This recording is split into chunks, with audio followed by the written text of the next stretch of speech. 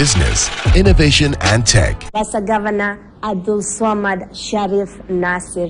Welcome to our set, Governor, and thank you for having us today. Thank you for having me. Yeah. Now, I'm not alone. I'm joined by my colleagues. They will introduce themselves briefly and we'll get right to it.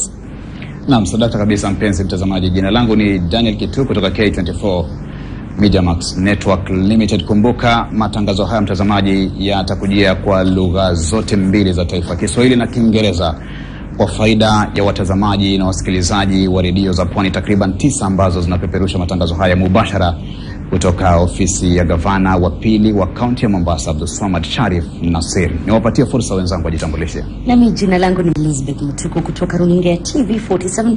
Karibu kwenye mjadala huu. Na mimi naitwa Dalila Athman kutoka Pwani FM. Karibu sana. Thank you. I'm Patrick Amimo representing KTN Standard Group. Na moja kwa moja mtazamaji, tunaanza mahojiano yetu hapa na gavana wa kaunti ya Mombasa, Abdulswamad Shariff Nassir.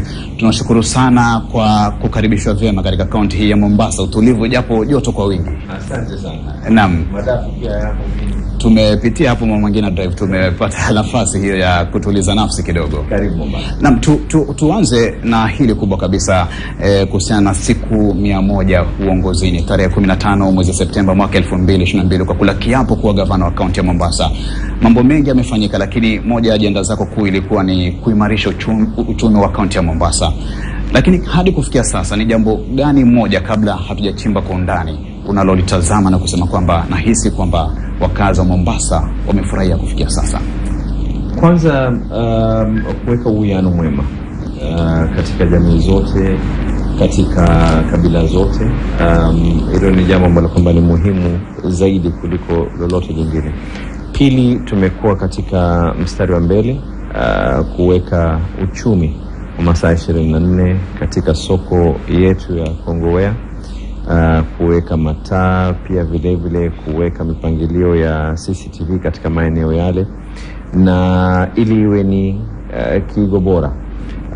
Tumeongeza mataa ambayo kwamba yanafaa kuweka katika barabara. Hatujakamilisha, ni jambo ambalo kwamba ni njia, ni safari, lakini katika mambo ambayo kwamba yenye kuhusiana na uchumi ni hayo. Tuna finance bill yetu ambao yenye kuzungumzia utozaji wa ushuru ambayo iko katika county assembly. Tuna nia ya kwa ikifika katikati ya mwezi huu iweze panapo majaliwa kupita, lakini katika mambo ambayo kwamba yaliyoko ni zile biashara ndogo ndogo zote tumepunguza idadi ya leseni kuweza kulipa, na pia vile vile leseni za kulipa tuktuk, za kulipa matatu, pia vile vile zimeweza kupunguzwa katika finance bill hii. Na gavana, kabla sijawapa wenzangu fursa, umezungumzia swala muhimu ile la kupunguza ushuru kwa biashara ndogo ndogo. Uchumi wa Mombasa utaimarika vipi wapo ushuru ambao unastahili kuupata ili ujenge uchumi wa Mombasa umeupunguza? Katika utafiti tulioweza kufanya baina ya Kenya National Chamber of Commerce na pia vile vile serikali ya kaunti ya Mombasa, utafiti ambao kwamba tutauzindua rasmi kuweza kupeana ripoti, inaonesha wazi ya kwa watu ambao wenye biashara hizi ndogo ndogo wanakaribia takriban watu 30,000 na, lakini watu ambao wenye kulipa ni takriban 4,000. Kwa hivyo inamaanisha ya kuwa unaweza kupiga hesabu ya kwa katika kila watu 10 ambao kwamba mwenye kulipa ni mmoja. Ya nini kuweza kuweka njia ya watu kuanza kutafuta kutoa rushwa, kwa sababu mtu ikiwa hawezi kulipa, la kubwa atakalofanya ni kuanza kutoa rushwa. Ni afadhali pawe na idadi ndogo ambao kwamba itakuwa kila mmoja ana usawa kuweza kulipa. Let's dwell on the issue of revenue. You will agree with me, you will have to raise revenue for you to keep you afloat for the next 5 years. Now, you've mentioned about the just concluded public participation in the county assembly on the proposed finance bill. One of the key issue is tax levies introduced for port-related business. Now this, if these proposals go through, it will mean that the county government will reap so much harvest. We saw that one of the major moves that the president made was to restore port operations back to Mombasa. Was this part of the goodies that the president offered, or is just an incentive or a good way for you to make sure that your basket remains full? The port of Mombasa is good because of business for Mombasa, but at the same time, it's a strain on our infrastructure. The lorries that are passing there, the level of social strain that it causes when you have any port city in the world is bound to have some level of vices here and there. And if you're not going to be able to look for ways, capitalize on that port, Mombasa County is literally one of the only port cities in the world that doesn't directly benefit from having a port in its city. And the introduction that we put into place, by the way, we did 31 public participations, 31 out of the precincts of the Office of the Governor. The participations that I engaged stakeholders are close to 19 as an individual, together with the finance team from the county government. And every single person has been very positive and has taken it very, in an excellent manner. I wouldn't call it that we're going to be ripping massive, because what we intend to charge is something that will not cause a strain on Mombasa being a preferred port city. We have recently had an engagement with the ministry officials, considering that everyone who's a stakeholder has supported this idea. We are now trying to tie it up with the ministry level to see how we can be able to engage for mutual growth. Mombasa as well has to grow. It doesn't make much sense to have a port and then you've got we've got problems of drainages, we've got problems of children who are getting addicted into drug abuse. We need to be able to do something. One other aspect that you're trying to tax, if the proposed bill goes through, is the Miran Mogoka business. This has elicited a lot of emotion, especially from your Facebook account. Everybody is worried. Your predecessor scrapped off those taxes, but you're reintroducing them. Will this add to your basket, and will it affect your relations with the business? Every single administration has different ways of operating. The previous administration had its own reasons. Not just this, there are very many other issues that they were able to do positive enough. But this particular administration we've even gone ahead and said that the income that is going to be coming in from the Mirage shops, because we've got even the traders themselves who are in my office are in agreement, and they actually left being in agreement with me. We've got people, young people. We can't have Mirage shops or bars and whatever it is outside schools. We don't mind whoever wants to chew, whoever wants to do anything else, but let's have some limitations. And secondly, we've even gone ahead and say that money is going to be ring-fenced. Ring-fence it the same way for liquor licensing, ring-fence it for purposes of education and purposes of rehabilitation. We've got people right now, and I mean, it's a vice. Mogoka is something that is easily available. And we're hoping that these kind of licensings will now be able not to do anything else, but to give the traders and those who are in the industry as well to realize that self-regulation is very, very vital and key. What's your target as you finish? Because I'm sure the national government has its own target. We are not privy of what the county is earning right now, but what are your targets in the next four years of administration? What we are doing right now is we're signing up an MOU with the Kenya National Bureau of Statistics to actually map out all levels of revenue streams. That means if it is land rates, we are even in discussion, some of the things that we're discussing with national government is to map out and to digitalize the land database in Mombasa. FAO have been grateful enough. The engagement that I had with them is that they're also willing to come on board. So once we've been able to do this, then there's sectional properties as well.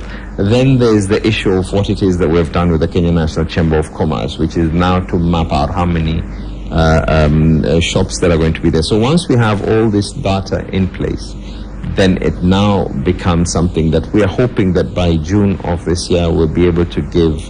And this data as well is not just for purposes of the finance bill. It's equally for purposes of anyone who wishes to invest in Mombasa. They'll be able to get to understand and feel where they're going into and what it is that they're getting into. Mheshimiwa Gavana, utalii ndio uti wa mgongo wa kaunti ya Mombasa. Na hivi karibuni tumekuona kukutana na wadau wa sekta mbalimbali katika juhudi za kuimarisha utalii. Mpaka sasa hivi labda una mipango gani kuhakikisha kwamba umeimarisha utalii wa Mombasa? Utalii katika hesabu ya mwisho iliyofanywa na Kenya National Bureau of Statistics ni kwa utalii inatupatia 4% peke yake, 4% ya uchumi wetu. Kwa hivyo inamaanisha ya kuwa ni njia mwafaka zaidi kuweza kupata zaidi. Ukisikia kilio ambacho kwamba kimekuwa kwa muda wa miaka, serikali ya kaunti iliyopita, hata sisi pia tumekuwa katika mstari wa mbele kuweza kulisukuma hili jambo ya kwa hewa zetu, anga zetu ziwe wazi. Kila ndege inayotaka kuja kuingia iweze kuingia. Katika mazungumzo nilizozungumza na rais, mmoja wapo liko ni hili. Katika la kwanza tulozungumza liko ni hili. Nenda nchi jirani hapa Tanzania, Zanzibar ina ndege takriban 8 kutoka nje ambazo kwamba zinaingia kwa kila siku moja. Mahoteli yameweza kujaa. Na tunataka kuangalia hapa Mombasa kile ambacho kwamba tunacho sisi cha kuvutia zaidi. Tuna utalii ambao kwamba ni utalii wa kitamaduni, cultural tourism. Hapa mtu akiingia anaweza kuingia fort, anaweza kuingia katika Old Town. Tuna pia ile ambayo kwamba ni utalii traditional, ile ambayo kwamba watu wamekuja tu kujivinjari na kupata hewa ya bahari, kunywa madafu, kukaa katika upeo wa bahari na kucheza na mchanga na kuogelea katika bahari. Kisha sasa pia tunajaribu kuangalia njia ya kuweza kukuza conference tourism. Haya ndio katika yale niloweza kuzungumza na washikadau wenye kuhusika na mambo ya utalii. Mojawapo ya masuala muhimu katika masuala hayo ya uchumi ni pamoja na uchumi wa bahari. Na nitauliza lipi ambalo unafanya ama umefanya kuhakikisha kwamba hili linabobea katika kaunti hii ya Mombasa? Tumeweka wizara ambayo kwamba itahusika na masuala haya ya uchumi samawati. Nimekuwa katika mikutano kwanza pamoja na magavana wenzangu. Pia nimekuwa na mkutano mimi mwenyewe kibinafsi kwa niaba ya kaunti ya Mombasa na waziri husika, na tumeweza kuweka mikakati. Uchumi ambao kwamba tunaozungumzia sio mambo ambayo kwamba yatakuwa ni yenye kuhusika na uvuvi peke yake. Uvuvi ni sekta moja, lakini kando na uvuvi, nchi ambazo kwamba ziko katika uchumi sawati ni nchi nyingi sana. Tunajaribu kuangalia Mombasa ni kubwa zaidi ukiangalia ndani ya bahari kuliko katika ardhi. Kwa hivyo tunajaribu kuweza kuangalia, na jingine ambalo kwamba tunajaribu kufanya, nimezungumza na serikali ya Denmark ambao wameweza kukubali kuweza kutuletea feasibility, utafiti kuhusiana na water transport, usafiri wa maji. Sasa hivi mtu ikiwa anatoka Changamwe, ikiwa anataka kwenda pale Kisauni, hamna itamchukua jisaji moja mpaka masaa 1.5, lakini kwa njia ya bahari tukiwa na water taxes ambazo kwamba zitakuweko, inakuwa rahisi zaidi. Na serikali ya Denmark wamekubali kuweza kuleta ule utafiti ambao utafiti ule sasa kazi yetu kama serikali ya county ni kuweza kuangalia hapa tutaweza kuweka landing na hapa na hapa na hapa, kisha kila mmoja ambaye kwamba ni mweka hazina anakuja. Muhimu zaidi tuwe na usalama, tuwe na njia ambayo kwamba utakuwa ni usalama ndani ya yale maji na pia katika ule ufuo. Katika swala tofauti, inajua umeanzisha uchunguzi ambao kaguzi kuhusiana na wale ambao ni wafanyikazi katika serikali ya kaunti ya Mombasa. ni kipi kilikupa msukumo wa kuweza kufanya hili, na je, unatarajia kwamba utakuwepo na wafanyakazi hewa katika kaunti ya Mombasa? Niliuliza swali hili nikaambiwa neno sahihi ni wafanyakazi busi, nadhani kitu kama hivi. Kwanza nilipokuwa nikifanya kampeni zangu, watu wa Mombasa walikuwa wanalia ya kuwa Mombasa haina sura ya Kenya. Hapa huu ni mji, mimi nimebarikiwa katika magavana wote, nimebarikiwa ya kuwa huu ni mji ambao makabila yote yako, dini zote ziko. So kwanza tukasema ya kuwa lazima tuweze kufanya ile tunaita human resource audit, kuweza kuangalia tuna watu wangapi kwanza. Pili, baada ya kujua watu wangapi, ni lazima tuweze kujua, je, tumepitisha mipaka yetu ya kikatiba kuangalia ya kwa kila mmoja ana nafasi katika Mombasa. Jinsia, tuna wanawake ambao kwamba wenye kutosha ama wanaume wenye kutosha kikatiba na pia kilingana na masala ya kisheria. Tatu, si hivyo tu, je, ikiwa mtu amesomea amebobea katika mambo ya utangazaji, je, ni sawa kumchukua yule mtu umpeleke katika sehemu ya ardhi? Ama mtu ambaye kwamba amesomea na amebobea katika mambo ya finance umchukue uweze kumpeleka katika sekta nyingine? So haya yatakuwa ni yote kwa pamoja. Na nimekuwa mbunge, nimefanya kazi pamoja na nyinyi nikiwa niko bunge. Hata mimi nilipokuwa niko mbunge, biometric zangu zilichukuliwa. Nilikuwa nikiingia bungeni, mpaka wajukuu wangu watakuwa wanapata rekodi zangu ya kwa kweli huyu mtu alikuwa ni. Na nia yangu zaidi, mtu anayefanya kazi katika kaunti ya Mombasa atakuwa anachukuliwa ya kwa huyu kweli ni mtu ambaye kwamba ni muungwana. Si muungwana ya kwa kwanza mishahara atakuwa wakati ule unaofaa, medical cover yake iwe ni hali ya juu, mtu ambaye kwamba anaweza kwenda katika duka fulani, pia tuangalie njia ya kuweza kutoa loyalty card na discount cards kwa wafanyakazi wetu, lakini pia wakati ule kazi ifanya.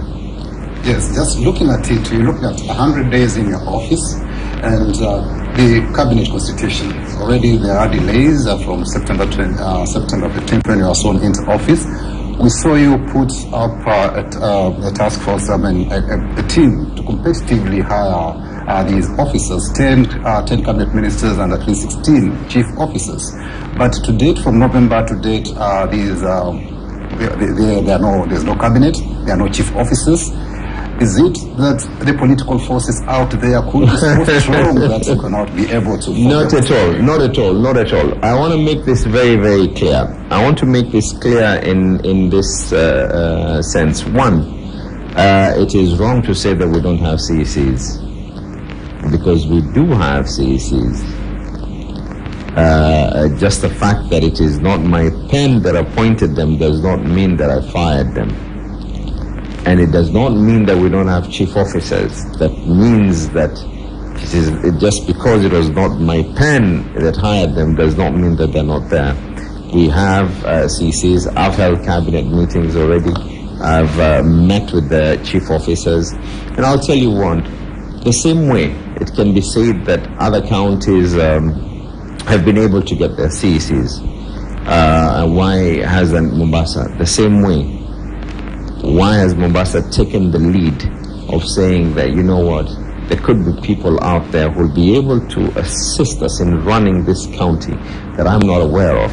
And I'm glad that I did this, because I've been seeing those who have been shortlisted, and I'm impressed with the kind of resume that I've been able to see.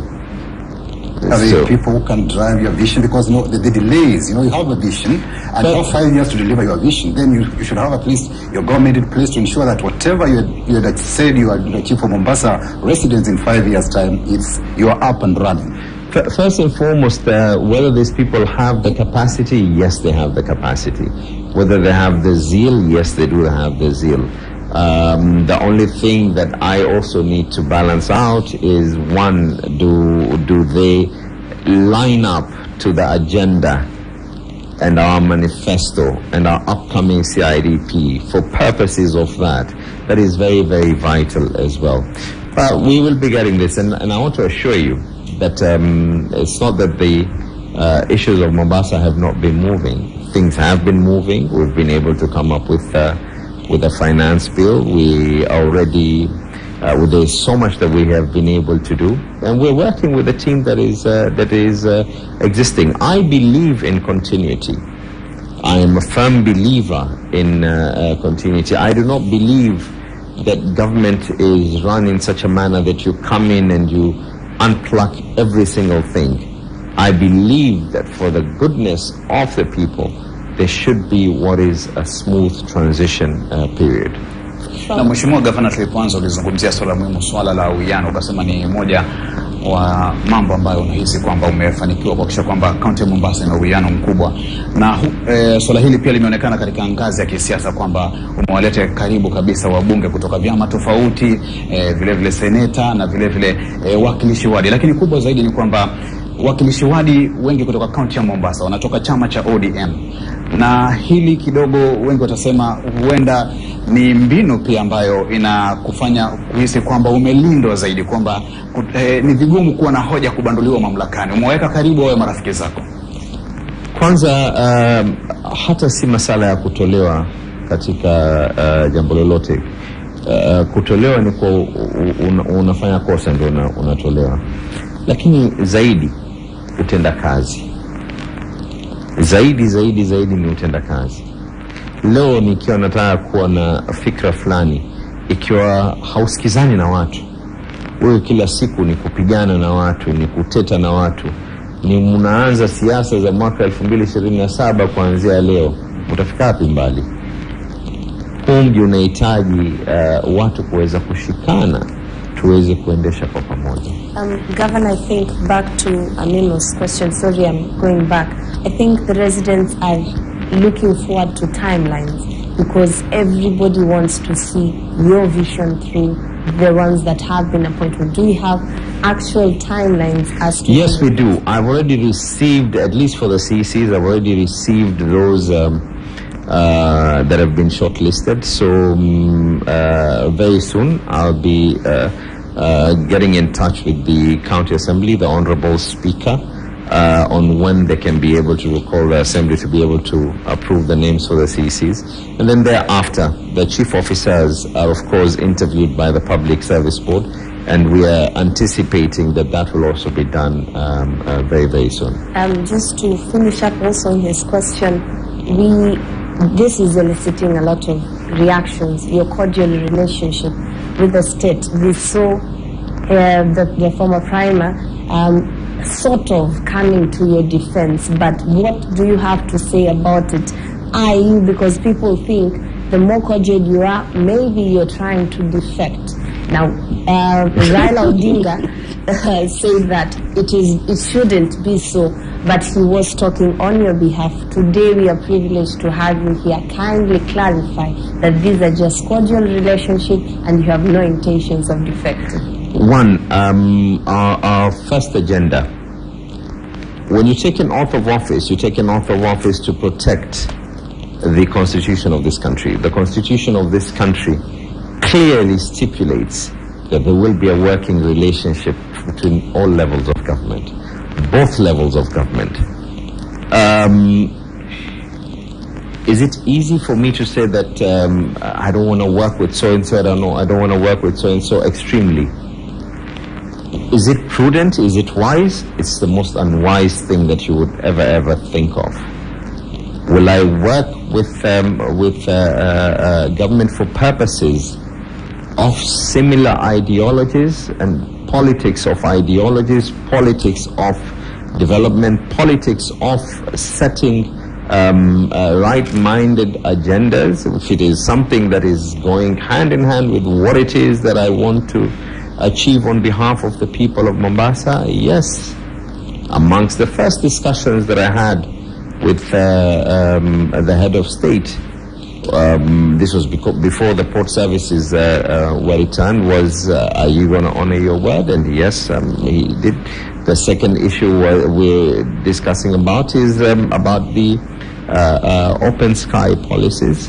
The other issues that we are in discussion about are to do with low-cost housing and how the people of Mombasa can be able to benefit from tenant purchase schemes. If I'm going to be listening to every single person and say that this one said this and this one said this, every single morning I wake up and I remind myself that focus, you've got 1.8 million people on average whose lives depend on your action or inaction. So you're in ODM to stay? I am in ODM, yes. Mheshimiwa Gavana, kuna hili swala la stadium. Nafikiri watu wa Mombasa wanauliza sana kuhusiana na ujenzi wa stadium ya Mombasa.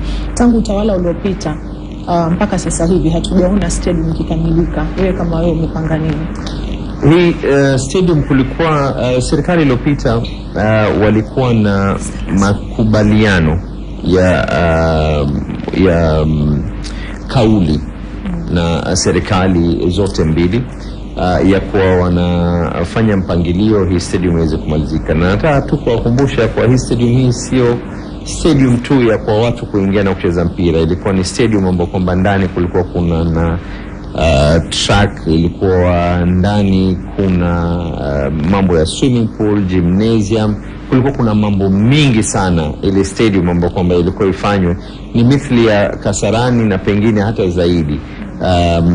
Sitting capacity kwa sababu ya nafasi yake ni takriban watu 15,000, lakini zile facilities ambazo kwamba zilikuwa ziko pale ndani ni zaidi kuliko stadium hizi nyingine. So hayakuweza kumalizika, lakini sasa yamefika kwetu, ni lazima tutafute njia ya kuweza kuyamaliza.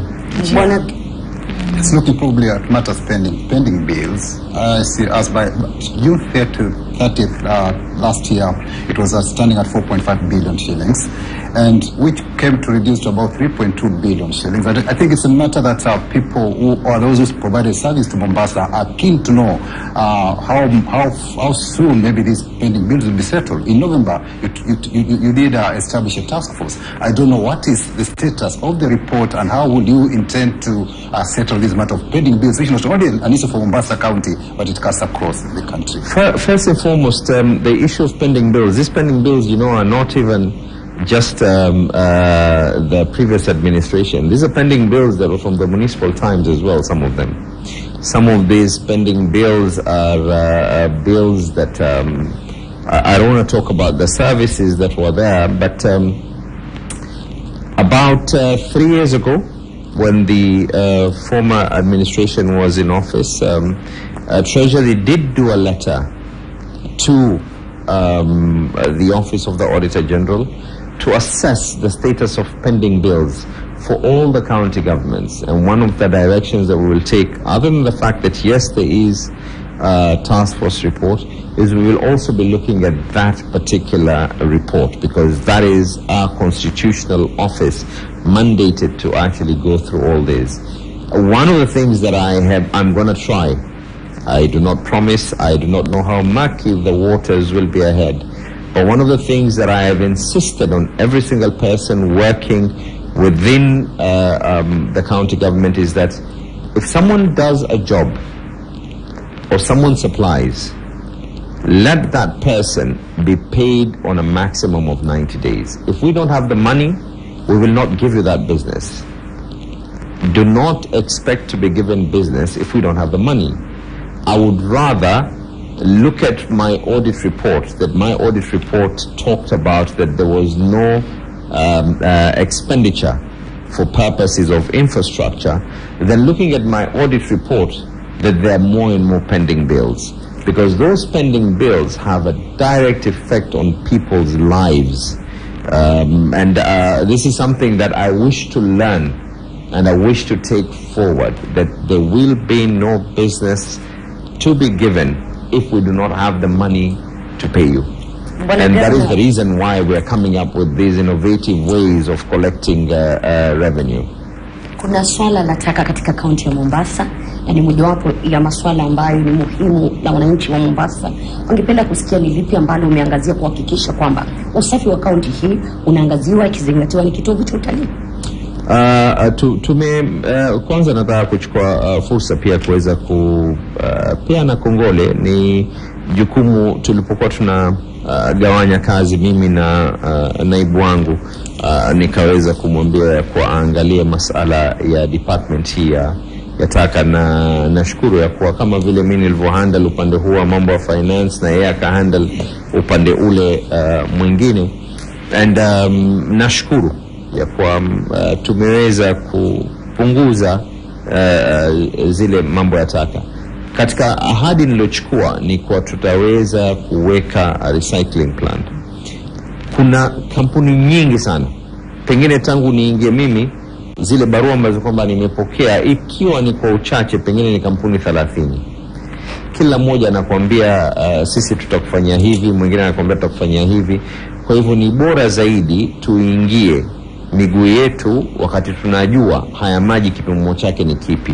Na ndio sababu tumeomba UNEP, tumeomba na FAO waweze kutufanyia feasibility, tuangalie tuangalie mambo ya waste to energy, ama tuangalie njia ya kwa tununue matipa. Tukishaweza kujua njia ile, ndio njia ambayo kwamba tutakayoiweza kuifuata. Hata sasa hivi ukiingia katika mitandao, mimi na imani hata kuna watu ambao kwamba wanatusikiza na wenye kuangalia, kila mmoja atasema yako ukiingia katika mtandao watu wasio wanachukua plastiki wanaibadilisha hivi wanaibadilisha hivi.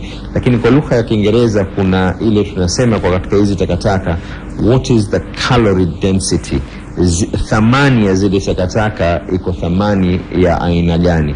Je, watu wa Mombasa ni plastiki zaidi, ni hasia zipi ambazo kwamba je ni mbolea zaidi ambayo kwamba inaweza kufanywa? So haya makampuni yote tutawapatia kandarasi baada ya kupitia through tendering process, ikiwa tunajua ile feasibility imetuambia elekeni mwelekeo huu. Naam, gavana, nafahamishwa muda wetu umetamatika. Wanasema kizuri daima huyoyoma, lakini tukimalizia na tunapofunga, ni jambo gani ambalo unahisi mkazi wa Mombasa halijui kuhusu wewe Gavana Abdulswamad Shariff Nassir, kwa muda tu wa sekunde 30 ukitoa kauli zako za mwisho tukiondoka?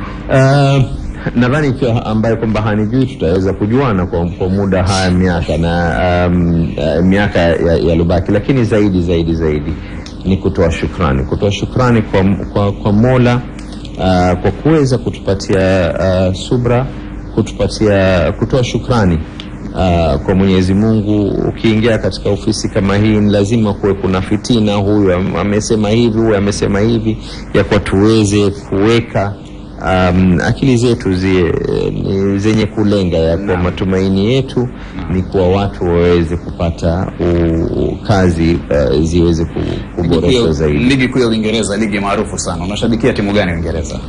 Arsenal, sio?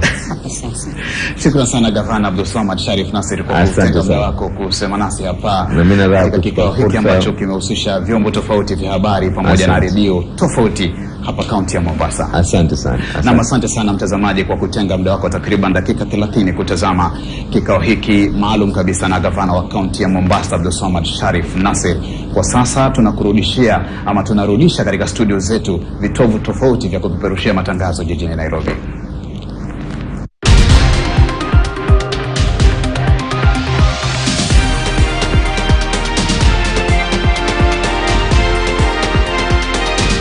KTN News. Get the whole